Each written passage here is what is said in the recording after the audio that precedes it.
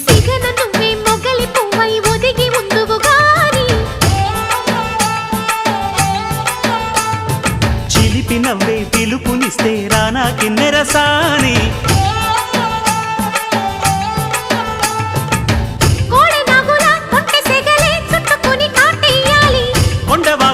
కన్నెవగలే కమ్ముకొని కవ్విల్సాలి చిటికవిని సంతోషంతో తెచ్చా సొంపుల్ని కథలుగనే సావాసంతో గిచ్చా చెంపల్ని